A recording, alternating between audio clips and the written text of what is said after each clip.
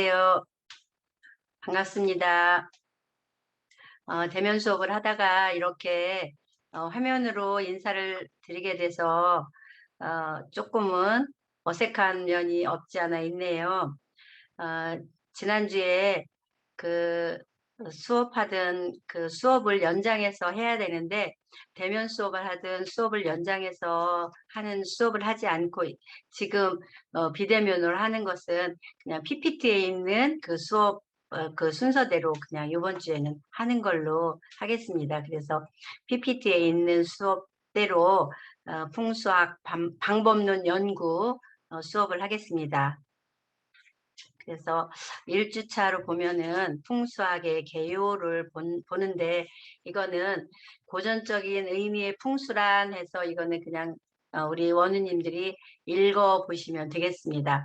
음양부합하고 그랬어요. 풍수는 음양을 떠날 수가 없죠. 항상 지난 시간에도 제가 음양이라는 걸 굉장히 많이 얘기했어요. 음양은 남녀가 되기도 하고요. 그 다음에 해와 달이 되기도 하고 그리고 해와 어둠이 되기도 합니다. 그리고 음양이라고 하는 의미는 길고 짧은 것이 되기도 하고 그리고 높고 낮은 것이 되기도 하고 젊고 늙음이 되기도 하고 음양의 의미는 누구와 누구를 비교할 때 항상 잘나고 못남 그리고 예쁘고 어, 못생김 그리고 항상 뭐와 무엇을 비교할 때는 음과 양이라고 하는 것을 비교를 합니다. 그런데 그 음과 양은 제일 많이 그 비교를 하는 것은 남녀를 비교할 때 음양을 갖고 비교하는 것이 가장 크지요. 왜 그러냐 하면은 어, 생존의 의미가 가장 크기 때문에 그렇죠. 그래서 그런데 왜 음양 보통 의미를 얘기할 때 처음에 시작을 양음이라는 얘기를 안 하고 음양이라는 얘기를 먼저 할까요? 우리가 시작 스타트 할 때는 양음 부합하고 이런 얘기가 나올 수도 있는데 음양 부합하고 이런 얘기를 하게 되는지 의미를 한번 갖고 들어볼 수가 있겠죠. 음양 부합하고 이런 얘기가 먼저 나오고 항상 음양오행 이런 얘기를 하잖아요. 그러면 음과 양이라고 하는 의미는 음이라고 하는 의미는 이게 음이라고 하는 의미를 볼 때는 음은 잠깐 글씨가 읽어진다. 여기 좀 이거 좀 이거를 응, 눌러서 응. 펜이죠. 펜 아까 해놨었잖아. 네. 네, 하다가 어, 넘어간 것 같아요. 그래? 글씨 써보세요. 그러면 이거 네, 제가 커트해가지고 하면 돼요. 그럼 여기서 그냥 시작해도 되겠지? 네네. 그래서 음양 부합하고 이래서 음이라고 하는 의미는 이 음은 아, 시작한다는 의미가 되기도 하는데요. 그 음이라는 시작은 여자와 남자 그러면 사람들이 그렇죠. 아, 남자가 최고다, 우선이다. 그리고 여자가 남자 밑에 있다. 뭐 옛날부터 그런 얘기를 많이 해요. 그런데 항상 여자가 낳아줄 수가 있어요. 남자도 낳고 여자도 낳아요. 그런데 남자와 여자는 자와 자. 자라고 하는 것은 자식이에요. 자식을 낳으려면 무엇가 있어야 되냐면 수가 있어야 돼요. 수라고 하는 것은 우리는 물을 얘기해요. 물이 없으면 씨앗이 없어요. 살아있는 생명은 물에서 시작이 돼요. 항상 물에서 시작이 되죠. 모든 씨앗은 물이 있어야지 돼요. 나무가 죽은 나무에는 가서 죽은 나무를 한번 이렇게 딱 부디겨 보세요. 그러면 딱 하고 소리가 나요. 근데 겨울나무도 살아있으면 부러지질 않아요. 왜냐하면 그것은 물이 있다는 의미예요. 모든 씨앗에는 물이 들어있어요. 살아있으면. 그런데 씨앗이 죽어있을 땐 물이 들어있질 않아요. 그래서 음과 양은 닭이 먼저냐 계란이 먼저냐 그러고 사람들이 막 그 어떤 것이 먼저냐고 얘기를 많이 해요. 근데 어떤 것이 먼저라고 답을 못하는 경우가 많이 있어요. 그런데 음이 먼저냐 양이 먼저냐 얘기 못할 수도 있겠죠. 그런데 시작은 항상 음이 먼저라고 볼 수가 있어요. 그래서 음양부합하고 이렇게 얘기를 하는 거예요.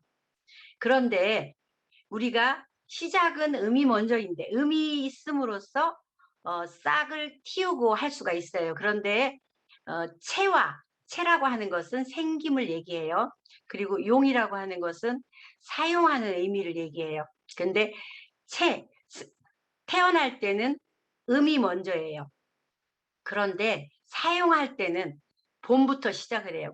겨울에 싹이 트기 시작하는 것은 겨울이라고 하는 것은 우리가 24절기를 선생님들이 지금 너무 깊은 것을 알려고 하면 조금 정신이 무리가 오기는 하지만 24절기는 우리가 이제 입춘부터 절기가 시작은 돼요. 그런데 그 입춘이 먼저 오기 전에 동지가 마지막 오는 것 같지만 동지라고 하는 때부터 사실 그 양기가 이 땅속 깊은 곳에서 양이라고 하는 기운이 하나 희생이 돼요. 그래서 그때는 양이라고 하는 기운이 땅속에서 모락모락 올라오기 시작하는 때예요. 그래서 양의 기운은 동짓날 음의 기운이 마지막 끝나고 양의 기운이 올라오기 시작하는데 그 양을 시작해서 쓰는 것은 입춘날부터 쓰기 시작한다는 걸 이제 그거는 사용하는 용은 이제 양의 기운을 쓰는 건 이제 그렇게 쓴다는 걸 이제 이해하시면 되겠어요. 그래서 음양부합하고 천지 교통한데 이 교통한다는 건 소통이 된다는 거예요. 바람이 불어. 바람이 음양이 아무리 있어도 교통이 같이 화합이 안 되면 아무 일이 없어요. 바람이라고 하는 것은 서로 통해주지를 않으면 소통이 되지 않으면 아무 의미가 없어요. 모든 물건은 모든 어떤 사물이나 이런 것은 가만히 있는 데서 어떤 일이 이루어지지 않아요. 식물도 싹이 나고 자랄 때는 햇볕도 있고 물도 있고 다 있어야 돼요. 그런데 그 바람이 불지 않아주면 바람이 너무 많이 불어서 그게 태풍이 오고 그러면 다 뭐 토네이도가 와서 그냥 다 몰고 가면 아니 되지만 바람이 어느 정도 살랑살랑 불어주는 것은 그것은 무슨 바람이에요? 소통이 되는 바람이에요. 그래서 그것은 꽃바람이 되고 꽃을 맺혀주고 열매를 맺게 해주는 바람이에요. 그래서 천지라는 건 하늘과 땅을 교통해주는 왔다 갔다 서로 왔다 갔다 해주는 그 교통을 해주는 거예요. 그래서 천지교통하고 내기맹생한다. 서로 상생하게 해주는 거죠. 그 안의 기운과 밖의 기운을 상생하게 해주는 거예요. 그리고 외기성형한다. 내기를 맹생하게 해주면 겉에를 알맹이를 맺게 해준다는 거죠. 소통을 하게 해주면 그 다음에 내외상승이면은 풍수자성일이 한다는 이거는 청오경이라고 하는 이게 청오경이라는 얘기는 우리 이제 선생님들이 풍수라는 얘기를 처음 접해보고 처음 들어보시니까 이게 청오경 들어보시기가 굉장히 좀 익숙하지 않으실 텐데 이거는 이제 풍수를 접해보시면 이 청호경이라는 이 책이 있어요. 이거는 이제 고전 책이에요. 중국의 풍수의 고전 책인데 이거에 나왔던 것을 제가 이제 여기다 한번 써봤으니까 선생님들이 이런 게 있는 거로구나 이렇게 이해를 하시면 되겠습니다. 그리고 두 번째 풍수의 의미란 풍수는 장풍 득수에서 장풍이라고 하는 건 바람이 장은 뭐예요? 감춰진다는 얘기잖아요. 이 장자는 감춰진다는 건데 바람이 감춰지면 그 바람이 감춰지고 물이 가두고 바람이 감춰지고 물이 가둔다면 그러면 그게 어디에 가둬질까요? 땅 속에 가둬진다는 얘기가 되겠죠. 그러면 풍수는 바람과 물이라는 의미를 가지고 있지만 그 속에는 꼭 바람과 물만 들어있는 게 아니고 목, 화, 토, 금, 수가 그 속에는 가지런하게 다 같이 있다는 거예요. 목화, 토, 금, 수가 이 속에는 어디에? 토에. 토라고 하는 건 땅을 의미하죠. 선생님들이 지금 우리 원우님들이 그 부동산이라고 하는 과를 지금 전공을 하시고 계시잖아요.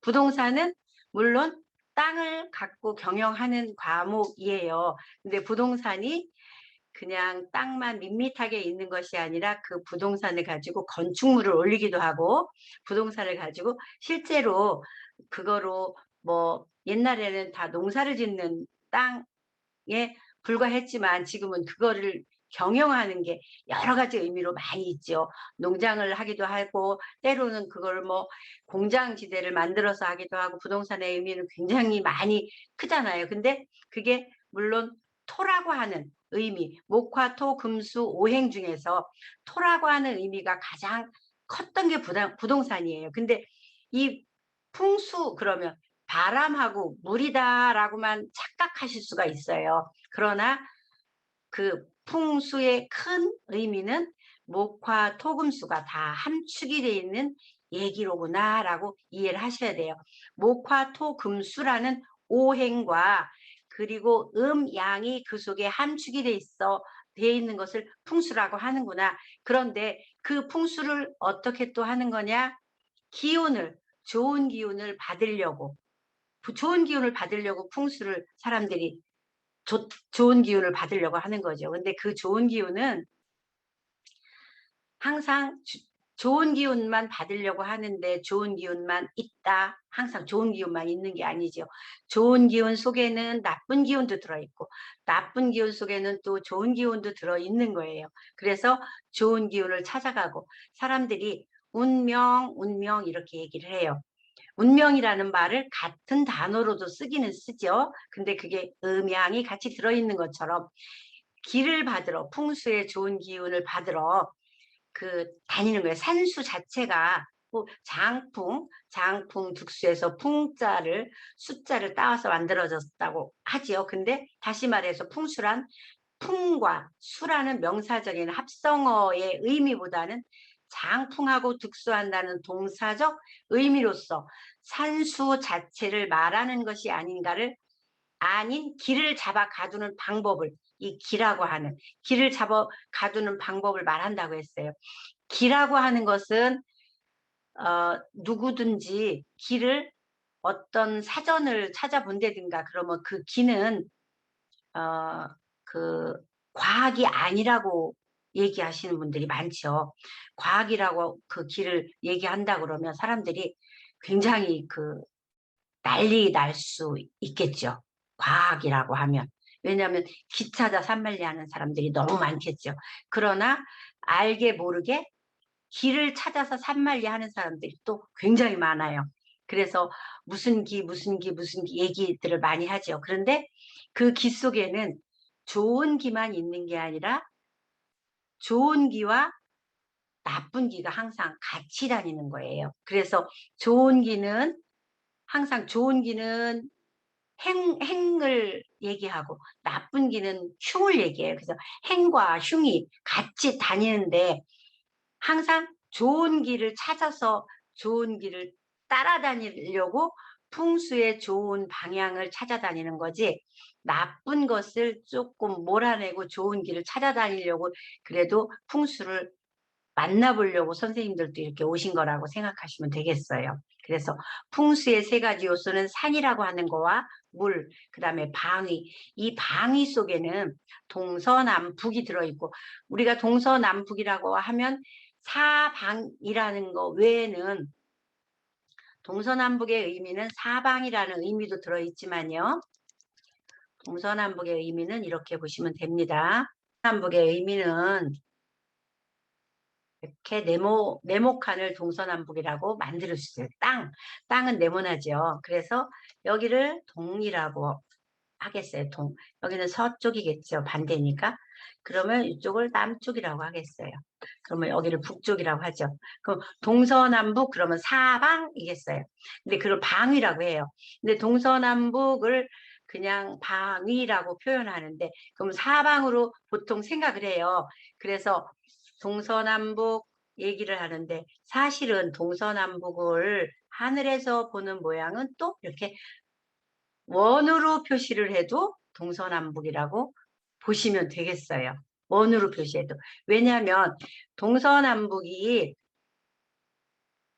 지구로 생각하시면 돼요. 동서남북 이렇게 여기다 각을 하나 넣으면 팔방이 되겠죠. 팔방에다가 원을 또 하나 넣으면 이게 사방에 팔방이 되죠. 팔방에 다시 원을 넣으면 지구가 될 수 있어요. 그래서 사방 팔방 돌아다닌다 뭐 사람들이 이런 말 많이 하잖아요. 근데 이것이 지구는 둥글다는 얘기를 하잖아요. 나침반 모양이 보통 네모난 모양을 나침반으로 쓰는 사람들이 있는 것 같잖아요. 근데 대부분 다 나침반, 나반 이렇게 하는 게 전부 다 동그란 문양으로 돼 있잖아요. 360도잖아요. 360도가 이 방위 그러면 사람들이 네모난 걸 방위로 생각하시는 그 생각들이 많이 갖고 있어요. 그러나 그 방위 그러면 방위는 사실은 동그란 모양. 네모를 동서남북으로 생각하지만 실제로는 방위는 동그란 모양을 방위라고 생각하시면 되는 거죠. 그래서 방위는 동그란 모양. 동서남북이 그렇다 그러면 동그란 모양이 그 지구라고 생각하시면 돼요. 그러면 지구는 우리 전 세계를 지구라고도 볼 수 있고 내 사람 그 각자의 사람 하나도 다 지구, 소지구처럼 운영이 다 되고 있다는 것도 이제 풍수를 조금 기울여서 배우게 되면 이제 알게 되시겠죠. 그리고 풍수는 또 풍수는 털을 잡는 행위 그 자체를 의미하거나 털을 잡는 사람을 의미하기도 한다라고 했어요. 그래서 풍수는 풍수사 또 뭐 지사 뭐 이런 걸 의미하기도 한다는데 옛날에는 풍수를 하는 사람들은 풍수사, 지사 이렇게도 얘기를 하면서도 이 풍수하는 사람들을 갖다가 뭐 복택 뭐 이렇게 의미하기도 했었어요. 이제 다시 한번 더 넘어가 보면 풍수를 지칭하는 용어의 뭐 다양성을 보면은 복택이라는 얘기도 썼었어요. 복이라고 하는 것은 이 복은 뭐 점을 하는 복이라고도 하고 이 집을 지칭했었죠. 이런 집이죠. 집을 뭐 복 짓는 집을 만드는 사람 뭐 이렇게도 얘기했었어요. 뭐 옛날에는 이제 무술적 의미로도 많이 썼었어요. 그래서 그러나 이거는 무술적 의미라기보다는 이건 자연과학에 해당한다고 볼 수 있는 거예요. 풍수가 자연과학이라고 이제 보실 거예요. 선생님들이 지금까지도 풍수가 저게 무슨 귀신 씨나라 까먹는 소리야? 이렇게 들릴 수도 있는데 사실은 잘 공부를 해보시면 기상청이나 이런 데 가서 맨날 뭐 그 비가 오나 아니면 뭐 눈이 오나 아니면 해가 뜨나 이걸 맨날 감지하잖아요. 오늘은 얼만큼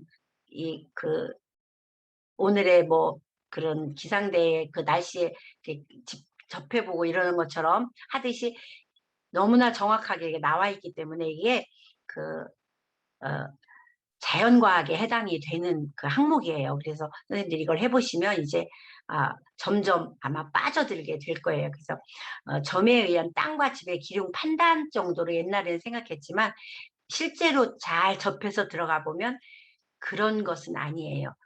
엄청 그 옛 선현들이 어쩌면 이렇게 0점 몇 점점점까지를 알아서 이렇게 이런 것을 이렇게 만들어 놨나라고 하는 감탄해 볼 수 있을 정도로 정말 신기한 그런 걸 만들어 놨어요. 그래서 그 공부가 이제 더 깊어지면 깊어질수록 그런 감탄사가 나올 정도예요. 그래서 뭐 청호라는 거는 이제 아까도 좀 얘기했죠. 청호경이라는 그 책이 나온 그 청호라는 그 풍수 대가의 이제 이름이죠. 가면은 뭐 천도와 지도 이 가면이라는 또 책도 있어요. 그리고 상지술, 상택술, 그다음에 땅과 집의 형생을 보고 기륭을 이제 판단하는 그런 용어들이라고 이제 보시면 돼요.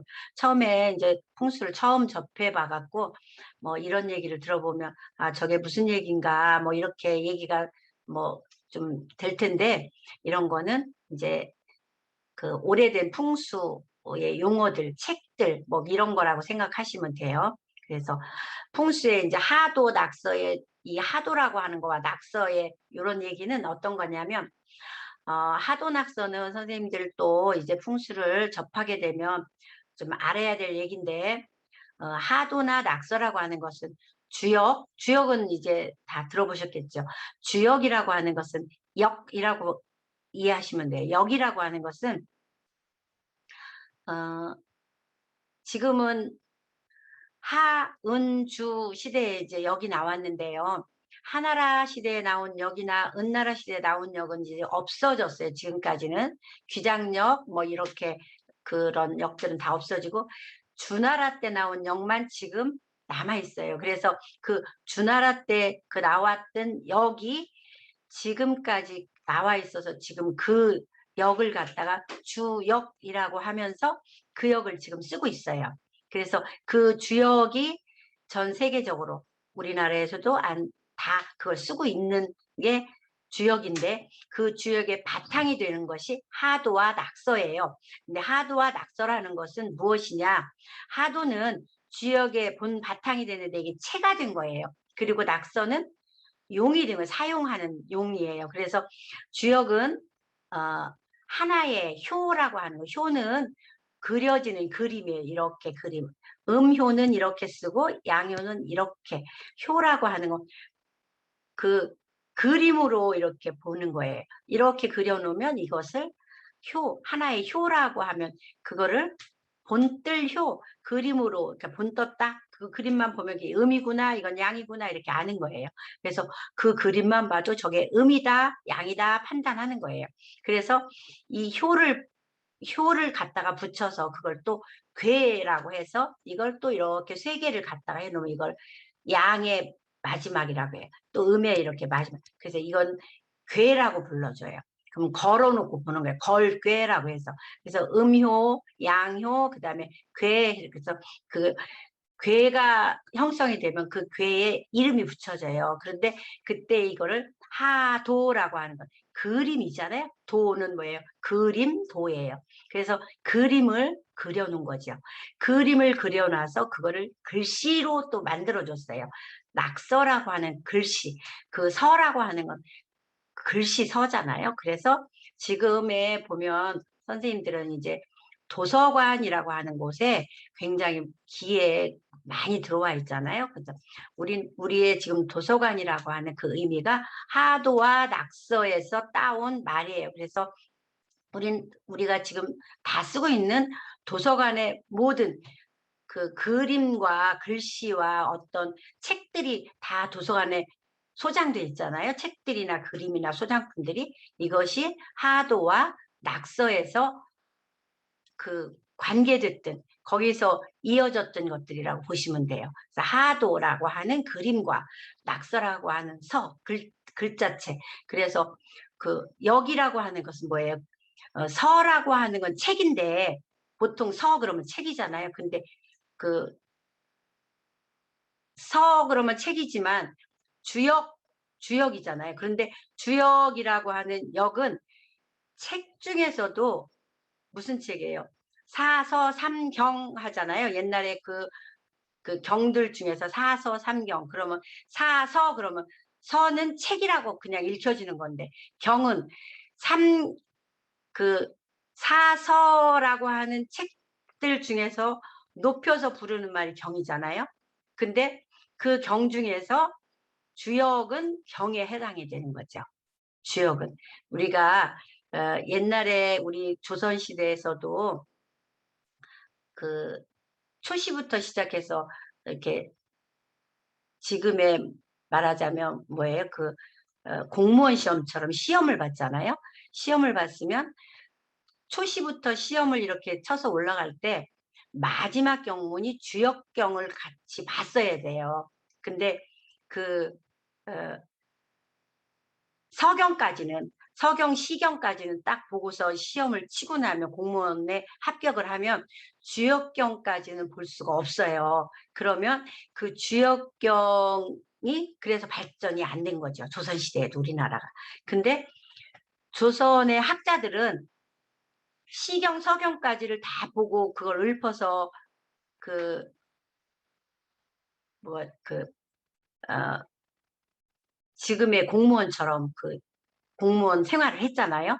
그러니까 거기 가서 술을 먹고 뭐 할 때 그 기생집이나 이런 데 가면 시경 같은 걸 읽었기 때문에 그 치마폭에다가 착 그걸 그려놓고 그 하얀색 그 속치마에다가 막 시 한 구절 막 그리고 글자를 쓰고 거기다 그림도 그려주고 그 시경을 자기가 읽었기 때문에 그렇게 하든 그런 뭐 아주 멋진 그런 그림도 그리고 그렇게 하잖아요. 그런데 주역경은 공부를 안 하고 이제 업무가 바쁘니까 못했죠. 그런데 주역은 어떻게 발전이 됐냐면 그렇게 하고 이제 노론, 서론 막 이렇게 소론 막 이렇게 파가 이렇게 생기면 이제 딱 그 당파 싸움이나 이렇게 해서 잡혀가잖아요. 그러면 저기 전라도 어디 땅에 가서 그 살잖아요. 귀향살이를 하게 되면 그때는 할 일이 없으니까 거기서 공부를 한 거죠. 주역 공부. 그래서 주역이 발달되고 이렇게 한 과정이 돼서 하도나 낙서가 그때서 발전되고 이렇게 했던 학문이에요. 마지막 경문인데 발전이 늦게 되고 숨겨져 있고 올라왔던 그렇게 돼서 이렇게 예언서나 뭐 이런 걸로 발전이 됐을 뿐이지 사실은 예언서라고 볼 수는 없어요. 예언서가 꼭 예언서만 되는 게 아니라 주역 경문은 이 하도나 낙서는 풍수에서만 쓰지 않고 명리 뭐 모든 학문에 다 써요. 아, 이 하도 낙서는 주역을 만들어가는 과정에서 갈 수 있는 학문인데 이게 어, 주역 8개 이런 소리를 많이 들어보셨죠? 주역 8개는 주역 8개가 하도의 8개가 있고 낙서의 8개가 있어요. 지난번에 제가 선생님들한테 지난 시간에 왜 동사택, 서사택 본인의 명을 갖다가 알아보는 그 말씀을 제가 잠깐 드렸잖아요. 다음 시간에 이제 대면 수업할 때 제가 말씀드릴 건데 그때 그것이 이 낙서궁을 갖다가 제가 갖고 말씀드린 거예요. 내 본명궁이 동사택이냐 서사택이냐 이 낙서궁을 갖고 제가 설명을 드린 내용이니까 그거는 잠시 선생님들이 이제 그때 말씀 이제 제가 드렸던 거를 이제 읽혀서 들으시면 되겠습니다. 그래서 하도와 낙서는 이제 그 하도는 처음에 주역이 생겼을 때 낙서는 사용하는 방법. 네, 하도도 사용하는 방법이 따로 있지만 체화용으로 보시면 되겠습니다. 그리고 주역이라고 하는 학문은 의리역과 상수역이 있는데 의리역은 말씀 자체를 가지고 우리가 사는 데 있어서 이렇게 살아라 하는 그런 내용이 거의 들어있고 상수역이라고 하는 것은 그 숫자, 우리는 굉장히 수가 중요해요. 그 속에 수는 어떻게 들어있으며 그 그림만 봐도 이건 어떻게 되라, 이거는 재산이 이렇게 재물이 들어있고 건강이 들어있고 뭐 다 들어있습니다. 그 내용만 봐도 그 그림만 봐도 그림 안에 그럼 표 하나만 봐도 움직임만 하나 봐도 그래서 그 내용만 읽혀져도 들어있다는 게 그 안에 들어있는 게 이게 낙서의 어떤 그 주역의 모습이 그러니까 주역 8개가 움직여서 들어가면 8, 8은 64궤이죠. 우리가 이제 쓰는 것은 이진법을 써서 음양을 쓰고 그 다음에 또 이진법 다음에 삼진법이 또 있잖아요. 그러면 봄, 아침, 점심, 저녁해서 3이라고 하는 걸 쓰죠. 그 3이라고 하는 거 우리가 사람들이 항상 쓰는 거예요. 엄마, 아빠, 자식. 그 다음에 4는 뭐예요? 4. 계절이 있죠. 계절. 봄, 여름, 가을, 겨울이라고 하는 4계절이 있잖아요. 그 4계절을 사용하는 방법이 사진법으로도 볼 수가 있어요. 그리고 6이라는 것도 있어요. 5도 있죠. 5. 5라고 하는 수는 굉장히 중요하죠. 5도. 1, 2, 3, 4, 5라는 것이 또 엄청 중요하죠. 그러면 그 5수가 5는 목화, 토, 금, 수, 오행이 한 바퀴 돌아가는 수예요. 5가 오행이 한 바퀴 돌아가고 나면 5라고 하는 것은 한 바퀴 돌아간다고 그래서 그것이 완벽한 수는 아니에요. 그거는 한 번 그냥 생하는 수일 수 있어요. 그게 또 성숙을 한번 해야 돼요. 한번 생하고 성에서 가야지만이 10이라는 완벽한 수로 가야 생과 성이 생성할 수 있는 수가 10이 돼서 그게 10까지 가면 그게 천수라고 하는 하늘의 수는 55. 이래서 10까지 더하면 55수가 되는 수가 이제 10수가 되는 거죠. 그래서 그리고 나면 6이라고 하는 수가 되죠. 6. 6은 5수에 더하기 6이 되는 거예요. 그 다음에 7. 7은 오수, 목화, 토금수, 오행과 양을 섞은 수예요. 그래서 칠수는 우리가 엄청 많이 쓰고 있죠. 어떻게 쓰고 있어요? 월, 화, 수, 목, 금, 토, 일. 우리가 요일, 7요일을 항상 쓰고 있는 수예요. 근데 누구나가 그 요일을 쓰고 있으면서도 그냥 7이라는 수가 뭔지 잘 그냥 쓰고 있어요. 그냥. 근데 7이 가장 중요한 거 알아야 돼요. 그래서 어디 절에 가든가 그러면 칠성각, 칠성 뭐 이렇게 얘기를 해요. 그리고 우리가 풍수를 하게 되면 국자 모양으로 된 칠성 별도 있어요. 그게 어떤 의미인지도 그게 목화토금수 오행과 양을 얘기해요. 어떤 할머니들 옛날에 보면 아기를 못 낳으면 칠성각에 가서 빌어요. 칠성 할머니 신에서 막 빌으면 아기 난다 그래요. 그리고 7월 7일 날 7월 7일 아시죠? 7월 7일 날 견우와 직녀가 만나요. 그게 견우와 직녀가 왜 만나지요? 둘이 만나서 남자와 여자가 만나면 사랑을 나누죠. 그게 7이라는 숫자예요. 거기서는 이제 자식이 생산된다는 의미가 나오잖아요. 그래서 7이라는 건 바로 그 7이 되면 그 다음에는 변화가 생긴다는 얘기예요. 7 다음엔 8이에요. 8은 주역의 숫자가 8이 돼요. 8은 64예요. 그래서 64괴가 나오는 거죠. 그래서 하도와 낙서는 낙서궁은 64괴로 가는 거예요. 그리고 구수가 돼요. 구수는 이제 가장 높은 수가 돼요. 구수는 가장 높은 수가 돼서 노양의 마지막 끝수가 돼요.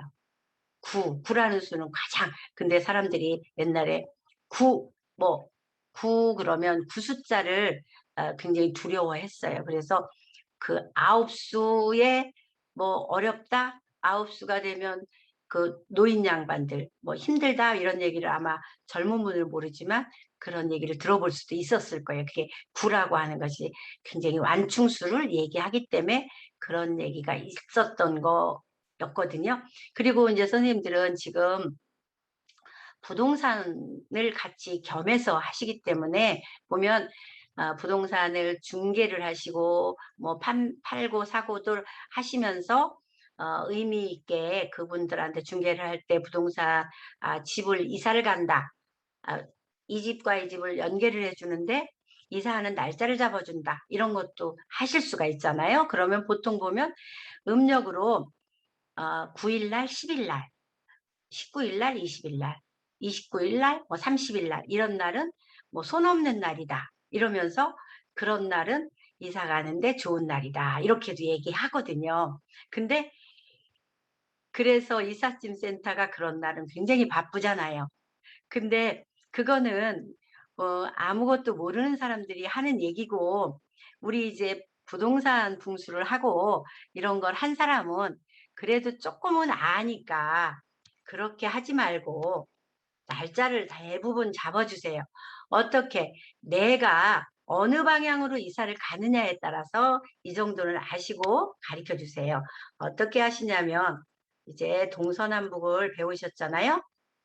동서남북을 배웠으면 이 1일 날이나 2일 날은 이사 가는 날짜가 음력이에요. 이거는 음력으로 1일이나 2일 날 이사를 가게 되면 요 날은 동쪽은 이날은 피하면 돼요. 동쪽. 3일이나 4일은 남쪽을 피하면 돼요. 그리고 서쪽은 5일이나 6일을 피하면 돼요. 그 다음에 북쪽은 7일이나 8일을 피하시면 돼요. 그러니까 1일, 2일, 3일, 4일 이게 다 1, 2일 날은 동쪽이 손이 들어가는 날이고요. 손이라고 하는 날은 손재수예요. 나쁜 날이에요. 그리고 9일하고 10일 날은 아무 곳에서 손이 안 들어가요. 그러니까 이런 거를 따질 줄 모르는 사람은 동서남북 아무 팔방 아무 사방팔방에 9일 날 10일 날은 손이 하나도 들어가질 않기 때문에 이 날짜조차 이 그 방일을 아무것도 모르는 사람은 그저 그냥 9일 10일을 잡아주는 것 뿐이거든요. 그러니까 이제 우리 공부한 우리는 아 그저 쉽잖아요. 이거 너무 쉽잖아요. 1일 2일은 동쪽, 이 3, 4일은 남쪽 순서대로니까 이런 날 피해서 그쪽으로 이사 가실 때 요쪽만 피해서 가면 된다더라 이것만 가르쳐 주시면 이것만 해도 어디예요. 그러니까 9일 10일만 잡아 주실 게 아니라 딱 남쪽으로만 이사 가는 날 남쪽 이사 간다 그러면 3, 4일만 피하시면 아무 데나 가셔도 된다 이렇게 가르쳐 주셔도 되겠죠. 그래서 요런 거는 이제 선생님들이 팁으로 알고 계시면 되겠어요. 아, 풍수는 그리고 이제 풍수지리는 아, 곧 묘지풍수를 의미를 또 했었잖아요. 근데 지금은 묘지풍수는 별로 또 많이 안 쓰죠. 묘지풍수 하려고 또 이거 배우시는 것도 아니니까 요거는 그냥 또 조금 넘어가 보죠. 그리고 풍수는 하늘의 양기와 땅의 음기가 하늘은 훤하니까 양을 의미하죠. 그리고 땅은 어두컴컴하니까 음을 의미하잖아요. 그래서 양과 음이 서로 협용하여 생기를 만들어 인간의 행복과 발전을 증진시키기 위함으로 주택을 길지에 정해 행운을 구하는 직접적 방법과 조상의 묘를 길지에 정해 행운을 구하는 간접적인 방법이 있다. 옛날에는 처음에는 풍수가 그 이 조상의 묘를 구하는데 먼저 쓰진 않았어요. 처음에는 사람이 사는 게 우선이라서 내가 어디 가서 살아야 편할까? 그 사람이 사는 게 그 동굴이나 아니면 어떤 그 곳에 내 몸을 피해서 살 때 좋은 곳을 위해서 사는 곳을 목적으로 해서 풍수를 사는 것을 목적으로 했었어요. 그러다가 그리고 물이 있는 곳, 물이 있어야 사람이 사니까. 그리고 기름진 곳, 평야가 있는 곳, 뭐 이런 곳으로 사람들이 모여서 살다가 좋은 곳으로 살아서 이제는 어느 정도 살만하고 그다음에 그 자손이 번창해지고 그다음에 이제 그 어떤 삶의 질이 좀 높아지니까 그다음부터는 이제 조상의 묘, 그 길지를 택하게 돼서 이제 이 풍수가 더 발전하게 된 그런 이제 목적이 됐던 거죠. 네, 이제 풍수의 역사를 한번 이렇게 돌아다 보면은 풍수의 역사는 우리나라 풍수보다는 이제 중국 풍수가 조금 더 길다고 볼 수가 있어요. 중국의 역사를 같이 풍수 역사를 보면서 중국의 역사를 같이 이렇게 돌이켜서 보실 수 있는 이제 그 기회가 되겠네요. 중국의 역사를 같이 보면 중국의 역사는 이제 한나라 역사를 그냥 넘어갈 수가 없겠죠. 한나라 지금은 뭐 중국의 지금 그 중국 사람들을 봐도 중국의 한족들이 많이 중국 지금 사람들도 더 많이 있는 거잖아요. 그럼 뭐 한나라 사람들을 보면 중국 지금 뭐 저기 뭐야 우리가 장기 있죠? 그 장기를 이렇게 둬도 한나라 장기를 갖고 이렇게 두잖아요. 왜냐하면 한족들 역사가 굉장히 크잖아요. 그러다 보니까 한나라 역사를 어떻게 뛰어넘을 수가 없어요. 그러니까 그래서 한나라의 상고 시대에도 풍수학은 있었대요. 그래서 한나라 시대에 이르러서 음양설이 그 음양이라고 하는 그 음양설이 도입이 되면서 이론이 그 바탕이 됐다고 해요. 그래서 그 아까도 처음부터 얘기했더니 청호자 아주 풍수는 처음부터 청호자가 아주 굉장히 그 청호자를 떠날 수가 없어요. 그래서 청호자에 의해서 오래된 풍수서인 청호경이 편찬이 되면서 완전한 풍수 원리를 이 한나라 때 이제 정돈이 되고 그때부터 어떤 원리가 뭐든지 그렇잖아요. 어떤 역사가 되려면 그때 그대로 설이라고 하는 게 있잖아요. 설. 그다음에 설이 있으면 그다음에 론이 있죠. 론이 되고 나서 그다음에 학이 되잖아요. 지금 우리도 그렇잖아요. 어떤 설이 돼서 어떤 론이 전개가 된 다음에 지금은 이제 풍수학이 우리도 지금 그렇잖아요. 박사가 나오잖아요. 학이 돼서.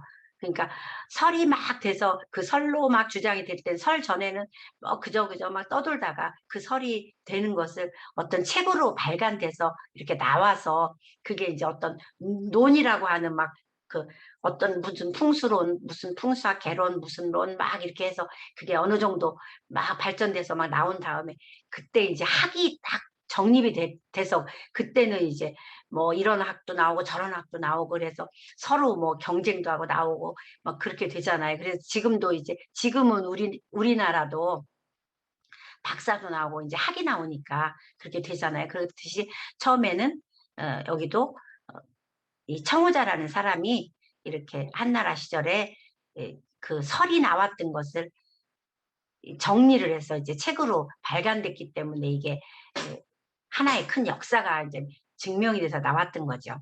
그 다음에 이제 진나라 시절에 가서 청우경 이후에 이제 동진 시대에 이 곽박이라는 사람은 꼭 풍수만이 아니라 이 곽박은 음양오행에서 곽박을 떠날 수가 없어요. 곽박은 음양오행에 굉장히 창시자라고 하기보다는 곽박이라는 사람은 뭐 그 풍수뿐만 아니라 뭐 이 오행을 가지고 오행 공부를 하면 곽박이라는 사람을 떠날 수는 없어요. 곽박은 그 진나라 시절에 유명한 그 오행가인데요. 그 굉장히 좀 많은 그 저기를 해놓은 사람이에요. 그래서 이 사람은 이제 옛날에 그때는 이제 오죽하면 이름이 금난경이겠어요. 금난경이라는 것은 금으로 만든 주머니에다가 주머니 낭자잖아요. 그래서 주머니 금난경 주머니 낭자를 금주머니에다가 그걸 넣어 갖고 다녔다는 거죠. 그걸 그 현종이라는 그 임금이 그걸 넣어 갖고 다녔다 해서 금난경 얼마나 귀한 그 책이면 금난경이라고 그 책을 주머니에다가 임금이 넣어갖고 금주머니에다 넣어갖고 다녔다고 해서 그 이름이 금난경이라고 이제 이름을 갖고 있는 이름이에요. 그래서 이 곽박이라는 사람은 굉장히 그 유명한 오행가라고 보시면 돼요. 그리고 이제 당나라로 넘어가죠. 당나라 시절에는 풍수가 뿐만 아니라 오행가들이 굉장히 많이 발전됐죠. 사람들이 뭐, 당나라 그러면 사람들이 뭐, 얘기를 하죠. 당나라 때 그러면 뭐, 이것저것 뭐, 다 당나라 때 뭐 발전이 엄청 많이 됐잖아요. 이 사람들 잘났다, 저 사람들 잘났다, 뭐 서로 학설이 나오고 뭐 그렇게 된 게 굉장히 많잖아요.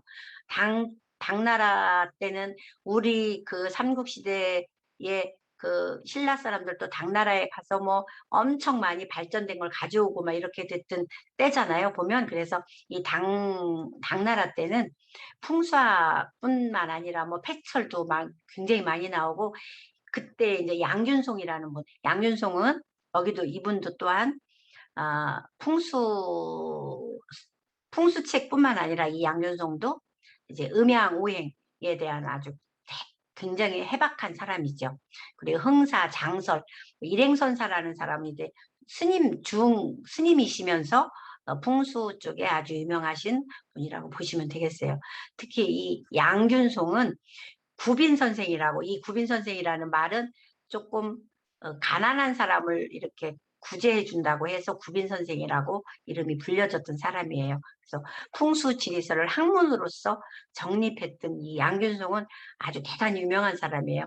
이 풍수계에서 양균송을 모르면 뭐 안 된다고 할 정도로 이 양균송도 굉장히 뒤에 아주 굉장히 유명한 사람이죠. 그래서 청란경도, 감룡경도, 사대 혈법, 뭐 도장경 등을 뭐 이런 책들은 풍수를 공부하신 분들은 한 번 정도, 두 번, 뭐 한두 번 정도 다 뭐 그 책을 다 뭐 정독을 하지는 않았어도 훑어라도 한 번씩은 볼 정도 책은 다 읽어봤던 책들이실 거라고 봐요. 그리고 이제 팔팔향법이라고도 이건 굉장히 유명한 책이죠. 정리해서 좌향을 결정했는데, 좌향이라는 건 지난번에 설명했듯이 좌라고 하는 것은 앞을 얘기하는 거예요. 향은 뒤를 얘기하는 거예요. 항상 우리는 양은 같은 자리라고 그랬어요. 그러면 향이라고 하는 곳은 항상 좋은 걸 향이라 그래요. 좌는 나쁜 것을 할 수도 있어요. 그렇지만 좌를 나쁘다고만 딱 볼 수는 없어요. 그러나 밝은 곳은 향, 어두운 곳을 좌, 이렇게 생각하시면 돼요. 그러니까 항상 밝은 쪽을 보이는 것은 양, 그래서 보이는 쪽이 좌, 향이다, 이렇게 생각하시면 돼요. 그래서 뭐든지 밝은 쪽에 보이는 쪽, 빛이 들어오면 빛이 많이 들어오는 쪽이 향이다, 이렇게 보시면 돼요. 그래서 좌향을 결정하는 데 있어서 현대까지 영향을 미치는 인물이 이제 그 양균송이다, 이렇게 보시면 되겠네요. 그리고 이제 송나라로 넘어가죠. 송나라는 음택 풍수보다는 이때는 이제 조금 살기가 더 좋아졌죠. 그래서 송나라 시대는 양택 풍수가 유행했죠.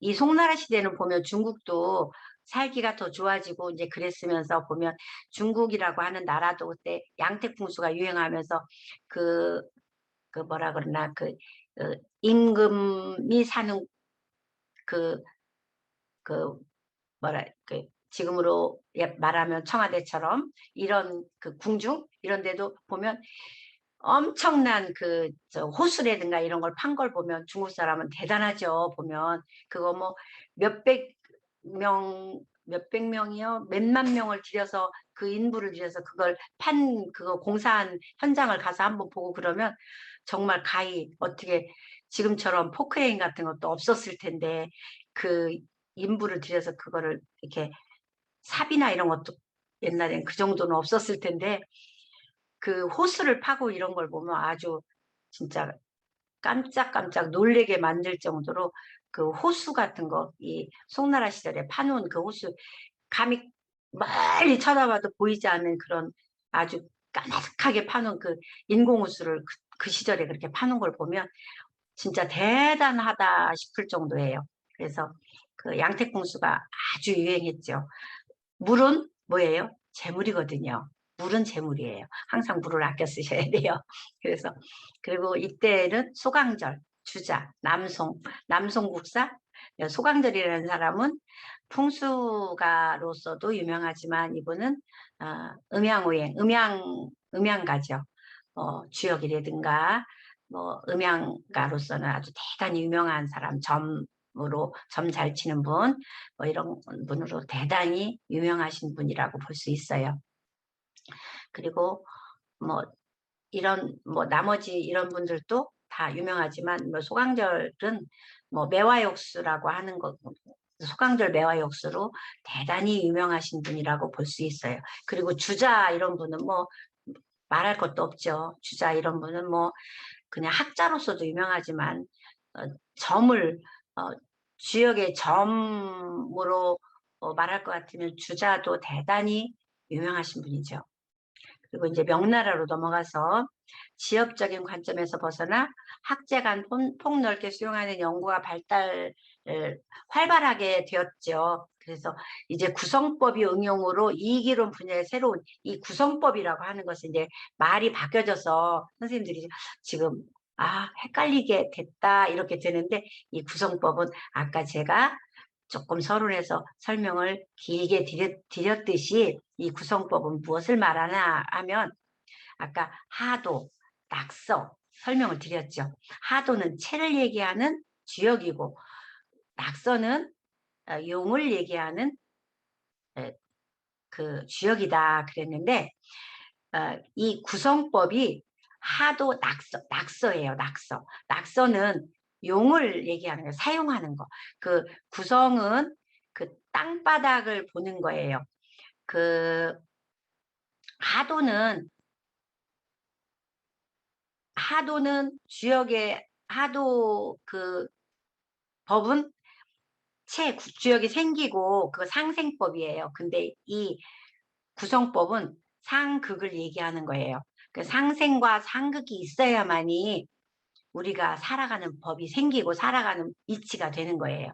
근데 이 구성은 지난 시간에 제가 얘기했던 동사택, 서사택, 자기 거를 만들 수 있는 그 네모난 이 칸을 제가 가르쳐 드렸죠. 다음 시간에 제가 가서 말씀을 딱 드릴게요. 이 9칸이죠. 이게 구성이에요. 구성, 구궁 다 같은 말이에요. 구성이라는 말은 성은 별성자를 써서 9칸을 얘기하는 걸 구성이라고 하고, 구궁은 9개의 궁, 9개 아홉 개 칸이라는 얘기예요. 그래서 구궁이라는 말이나 구성이라는 말이나 거의 다 같은 말인데, 이런 얘기를 써도 저런 얘기를 써도 그냥 같은 얘기로 받아들여서 알아들으시면 돼요. 어떤 말도 다른 사람들이 쓸 때, 아, 구성이라 아니면 구궁이다. 보통 그리고 이제 우리가 풍수를 보면 아까 88향법이라든가 뭐 이기론이라든가 이런 말들을 많이 쓰는데, 거기에서 또 현공 풍수다 이런 말을 나중에 이제 제가 수업에도 나갈 텐데, 그런 말을 쓸 때 보통 쓰는 현공 풍수를 쓰는 사람들은 이 구성법을 반드시 쓰게 되거든요. 현공 풍수는 무슨 풍수냐면 그 땅의 지기가 20년마다 이렇게 옮겨 다니는 걸 얘기해요. 그 지기가 이렇게 지기가 있으면 그 지기가 그대로 있지 않고 시기에 따라서 운기가 바뀌어 다닌다 하는 얘기예요. 그래서 그 현공이라고 하는 풍수법이 따로 있어요. 근데 이 구성법을 응용해서 쓰는 것이 이 현공 풍수예요. 이게 언제 나왔냐? 명나라 때부터 나오기 시작한 거예요. 그걸 지금 현 시기에도 이 구성법을 쓰고 있는 거라고 아시면 돼요. 그런데 이거를 우리나라에 들어온 거는 얼마 되지 않았어요.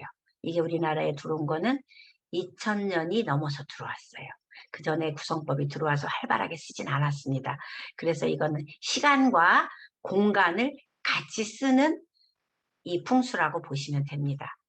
그리고 이기론 분야, 그 구성법 응용으로 이기론 분야, 이거는 시간과 공간을 같이 쓰는 풍수의 개념이라고 보시면 되겠습니다.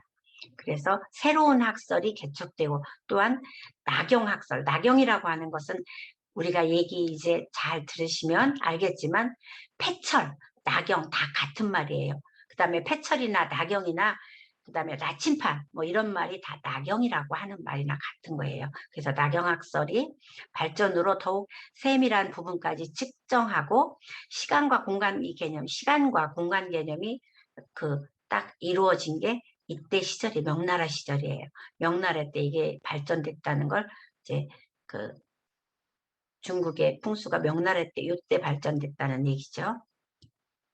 그리고 풍수지리설에 이제 청나라로 이제 넘어가겠죠. 청나라 나오면 태길, 그렇게만 쭉 해서 지리는 어떻고 땅의 지기는 어떻고 해서 시간과 공간의 개념으로 알다가 여기서 한 단계 더 넘어갔죠. 어떻게 해요? 태길까지 이제 하게 되는 거예요.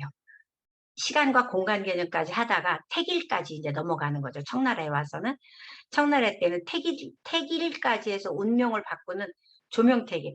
장사를 지낼 때는 어떤 날 지내야 된다. 그래서 꼭 사람이 돌아가시면 3일장 지내고 이렇게 하지를 않고 4박 아니면 5박 7일장 이렇게 해서 그 날짜를 어느 날 지내면 좋은 거를 이제 이 날짜를 맞춰서 지내는 뭐 장례 날짜까지도 이 장택론이 발전되기 시작한 거죠. 그래서 청나라 때부터 날짜를 잡는 개념, 꼭 풍수의 날짜만 잡는 게 아니라 결혼 날짜라든가 이사 날짜라든가 아니면 뭐 모든 어떤 그런 날짜, 택일할 수 있는 날짜를 잡기 시작한 거는 이제 청나라 때부터 시작이 됐다는 거죠.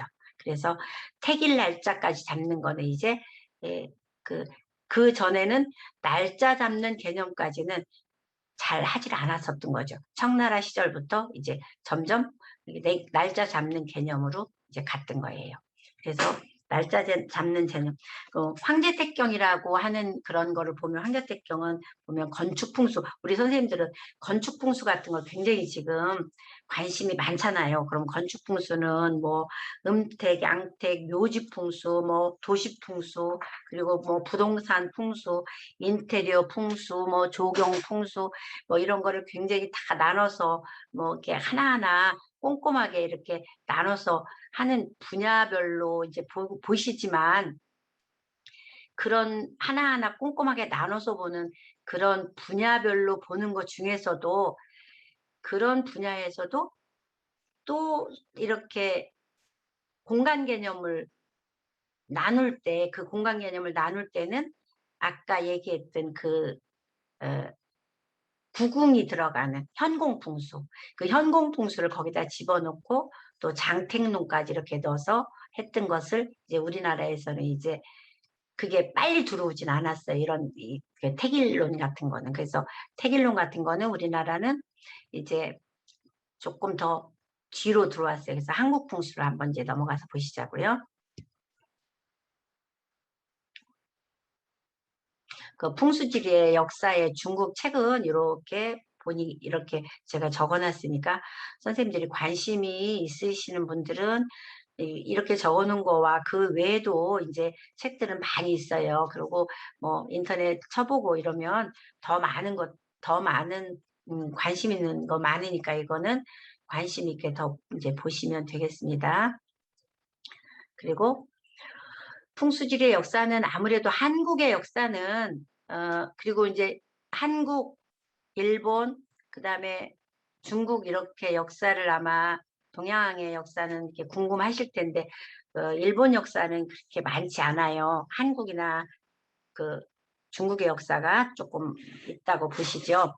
그래서 한국의 역사는 실제로 보면은 삼국시대 초기, 그 삼국시대 초기 역사가 좀 이제 당나라 시대 때 그래도 조금 더 많이 발달이 됐고요. 삼국시대 초기 그 신라 시대의 탈해왕이라고, 그 탈해왕이 집터를 잡아서 왕이 되었다는 그 기록이 조금 남아 있고요.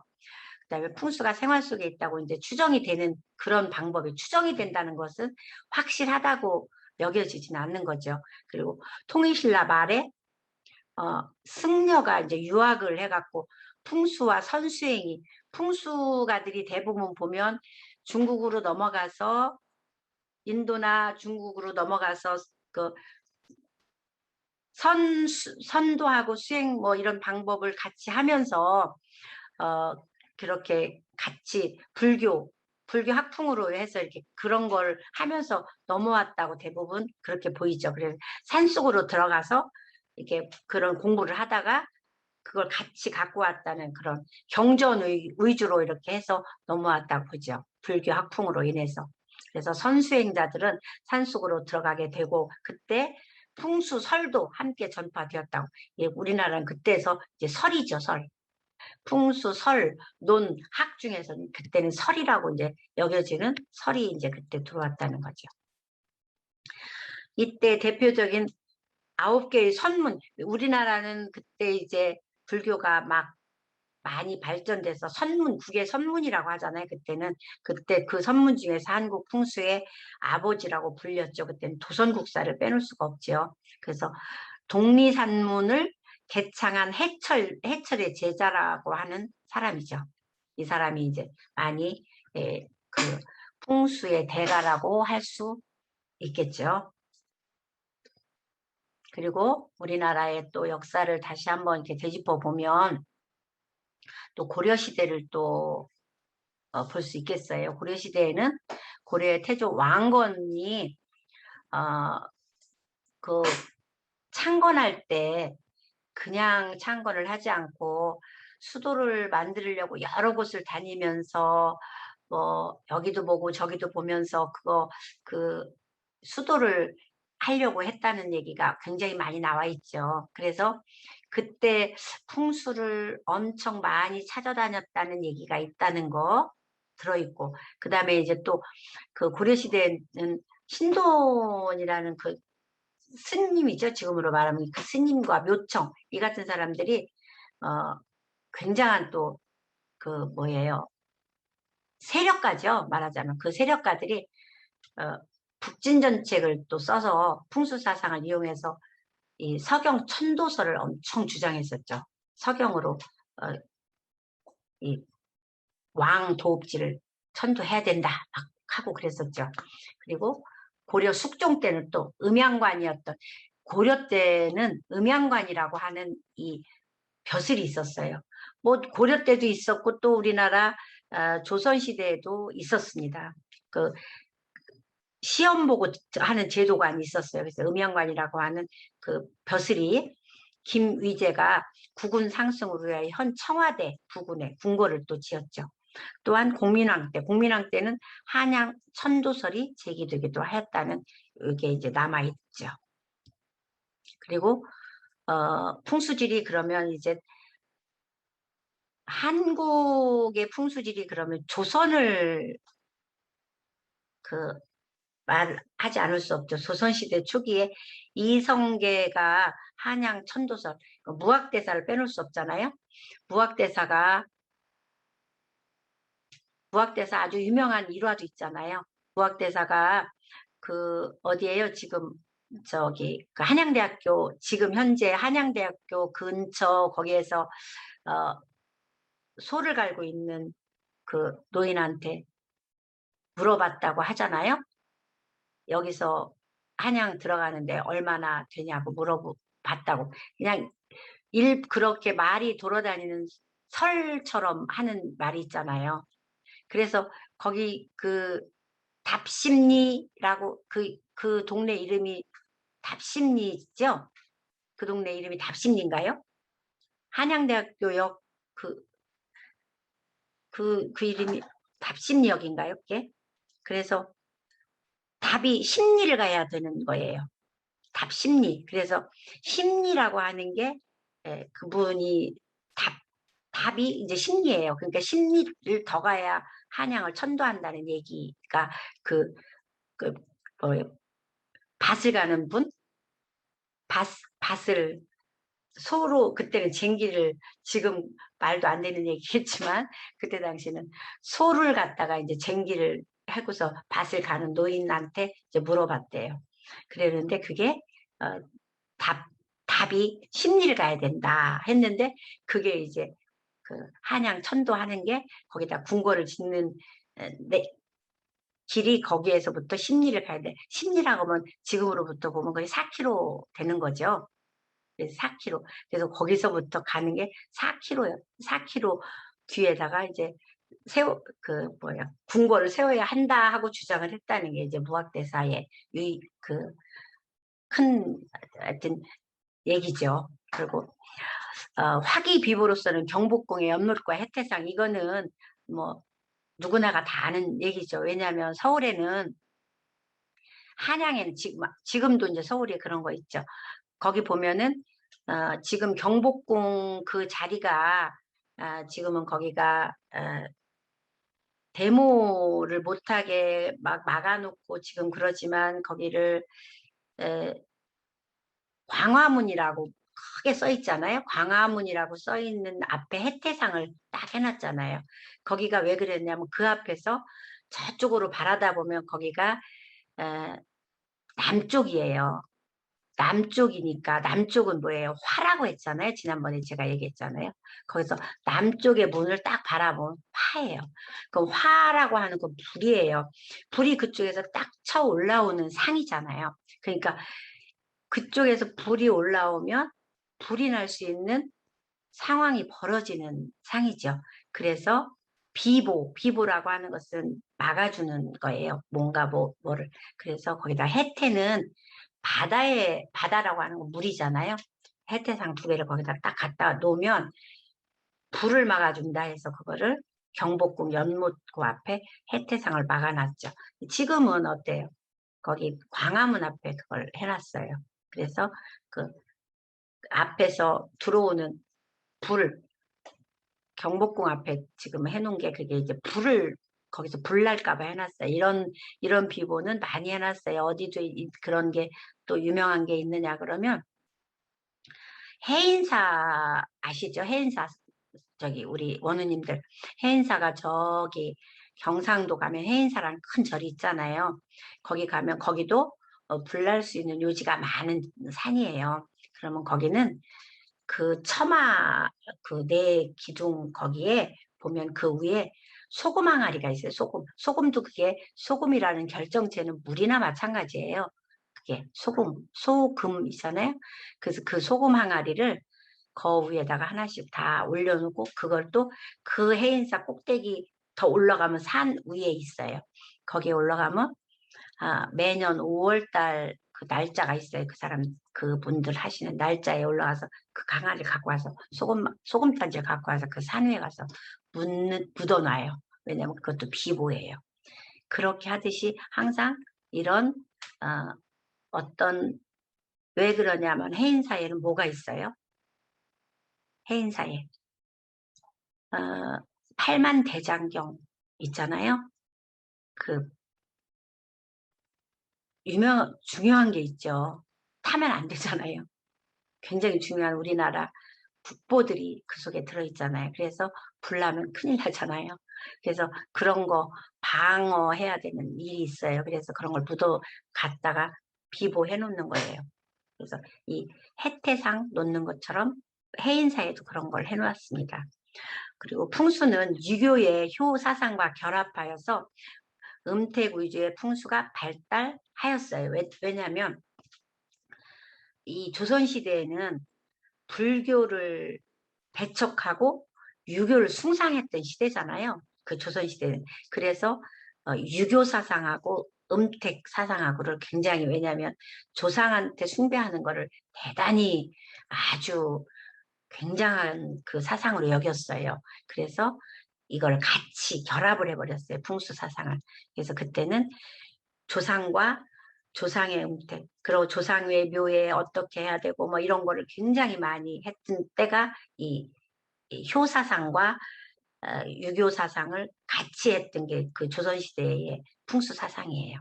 그래서 뭐 절하는 의미에도 풍수 사상, 뭐 제사 지내는 의미에도 풍수 사상, 풍수와 효, 뭐 이걸 굉장히 많이 했던 때가 조선시대예요. 그래서 너무 느리고 그리고 너무 형식에 가까웠고 그래서 그때 많이 그 형식을 너무 치우치다 보니까 지금까지도 그 형식 때문에 풍수가 미신이라는 그런 칭호를 받게 됐는지도 몰라요. 너무 실제하고 조금 떠나서 많이 그걸 써먹었던 때였을 수도 있습니다. 그리고 성종 이전의 풍수 사상은 음택 풍수로 치우쳐서 조선 중기 이후의 실학자들에게 비판을 받게 되었던 것도 그런 의미가 있어요. 그리고 도선국사나 맹사성, 이 맹사성이라는 사람은 천안 그 사람이잖아요. 이 사람 아주 유명하죠. 남사고라는 사람도 우리 이 음양오행을 한 획을 그었던 사람이죠. 토정이지암도 한 획을 그었죠.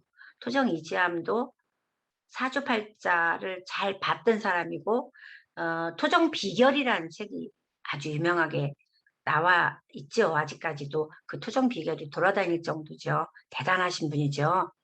당신이 내가 죽은 후에 우리 손주가 몇 월 며칠 날 이렇게 되면 내 산소에 이걸 갖다 묻어라 했던 게 있잖아요. 그러면 그거를 자기 죽으면서 그거 유언을 남겼잖아요. 이 토정 이지암 이 선생님은. 그래서 그거 보지 말고 갖다 묻어라 그랬는데 보니까 정말로 자기 손주가 그 임금한테 죽을 모함을 당하게 돼서 실제로 가서 묘에 가서 파가지고 갖고 가서 보니까 그 편지를 갖다가 주니까 살려줬다는 아주 유명한 일화가 있는 분이잖아요. 이 토정 이지암 선생님의 묘는 저기 보령 그 대천 보령 거기에 있는데 풍수가들이 많이 가죠. 여기도. 그래서 이분도 굉장히 풍수나 아니면 어떤 그 음양오행에 굉장히 능통하고 뭐 그랬던 분 중에 하나라고 이제 보여지는 분들이에요. 지금 그리고 이제 현대에 우리나라 현대 풍수가라고 하시면 뭐 지창용 선생님이나 뭐 손석구 선생님 이런 분들도 유명하셨다고 보죠. 지창용 선생님 같은 분은 돌아가셨으니까 손석구 선생님이나 이런 분들은 손석구는 터를 써서 조금 더 유명하셨는데 이분은 뭐 유명하다고 해도 지금은 손석구 선생님 같은 분은 많이 알아주진 않아요. 왜냐하면 자기가 유리알처럼 다 들여다본다고 하면서 굉장히 막 날렸던 분인데 사실은 자기 돌아가시고 나서 굉장히 아니라는 거를 어, 이렇게 했어요. 그래서 어, 그게 예, 잘못됐다는 걸 보여서 사람들이 굉장히 실망을 했고요. 지창용 선생님 같은 분은 우리나라 어, 그 명리 그러니까 명리라고 역학계에 지금 맥이 두 맥으로 흐르고 있어요. 어, 지금 역술인협회 한국역술인협회 초대 회장님으로 있으시었고 그리고 풍수가의 그 뭐 대가라고 할 수 있을 정도로 풍수 쪽에 이제 하셨던 분이에요. 근데 지금 이제 돌아가셨죠. 이분이 박정희 대통령 그 묘도 잡으신 분이라고 알고 있어요. 이분이 이제 조금 유명하신 분들 묘자리 같은 거 잡으신 분이에요. 그래서 이런 분은 지금 이제 살아계신 분들 중에서는 이제 뭐 이렇게 유명하다 이렇게는 말씀드릴 수가 없고 돌아가신 분 중에서는 현대 지금 풍수가 중에서는 이제 지창용 선생님 같은 분은 그래도 이런 분이다 할 수 있는 분이고 손석구 선생님 같은 분은 처음에는 본인이 내가 유명하다 이랬는데 터라는 책을 쓰면서 굉장히 알려졌죠. 근데 돌아가시고 나서 지금은 이분은 조금 사람들한테 많이 손가락질을 받는 분 중에 한 분이라고 보시면 돼요. 그리고 풍수지리 학파를 한번 소개한다면 형기파라고 하는 파가 있어요. 형기파는 육안으로 보이는 산천의 형기를 근거로 보는 파를 형기파라고 그래요. 산 이렇게 보면 그 보는 대로 하는 것이다 하면서 하는 걸 형기파라고 그래요. 그래서 용혈사수의 외적 변화를 우선으로 봐요.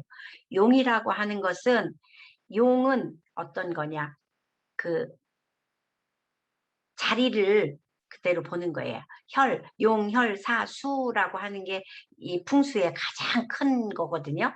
그래서 용혈사수를 가장 보는 거예요. 그래서 형체파, 형상파, 형법파, 뭐 그런 그 자리 자체를 갖다가 이렇게 그대로 보는 거를 형기파라고 그래요. 그리고 또 이기파라고 하는 게 있어요. 이기파는 음양, 오행, 팔괴, 하도, 낙서 뭐 이런 걸 갖고 막 따져요. 신살이나 나봄이나 뭐 이런 거 갖고 다 하나 따져갖고 뭐 그 이론 자체를 갖다가 딱 따져서 그거를 거기에 융합해서 이건 이렇고 저건 저렇고 해서 그거와 맞춰서 이거가 안 맞는데 저거는 맞고 저건 안 맞는데 이건 맞고 해서 그거와 같이 결합해서 하는 걸 이기파라고 그래요. 그래서 형기파는 한마디로 기분 딱 가서 보면 저런 거 필요 없어. 그냥 내가 가서 보면 돼. 그림 가서 봐야 알지. 저런 뭐 이론이 뭐가 필요해. 이렇게 말하는 사람들이 이제 형기파라고 얘기해요. 근데 이기파는 가서 봐도 보는 거지만 그래도 이론과 실기가 같이 맞아야 해. 뭐 이렇게 얘기하는 파들이에요. 그래서 공부도 하고 이것도 맞아야 돼. 하면서 이렇게 같이 이렇게 봐야지 돼요. 삼합파, 뭐 팔택파 이런 사람들은 그냥 그렇게 있다라는 정도를 알아야지 선생님들한테 이런 얘기는 다 해드리기가 조금 그래요. 왜냐하면 이런 거는 선생님들이 다 알기가 조금 어려운 파예요. 삼합이라는 것은 공부를 좀 선생님들이 해야 돼요. 뭐 인사신해라든가 뭐 좌오묘유라든가 이런 걸 알아야 되는데 조금 설명하면 선생님들이 머리가 아파요.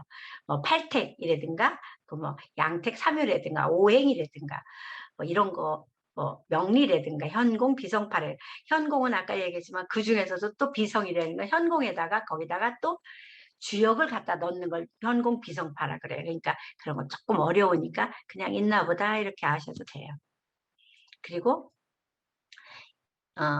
풍수지리학 이거 이기적 이론은 생기론과 동기가목론과 이런 게 있는데, 동기가목론이라든가 생기론, 동기가목론, 소주기록론 이런 거는 지금 시간이 선생님들이 너무 지루하셔 가지고 아마 졸리실 것 같아요. 왜냐하면 저와 소통을 하면서 강의를 들어도 조금 시간이 이렇게 되면 졸릴 때가 됐는데, 저 혼자 막 강의를 하고 뭐 이 얘기를 그 화면으로 들으시려고 하니까 지금 어떤 분은 꾸벅꾸벅 졸기도 하고, 어떤 분은 그냥 켜 놓고 안 듣기도 하고 뭐 이러실 것 같아요. 그러니까 여기서 조금 쉬었다가 조금 끊었다가 해야 될 것 같아요. 왜냐하면 그 몰입이 안 되실 것 같아요. 그러니까 여기서 잠깐 쉬었다 하시죠.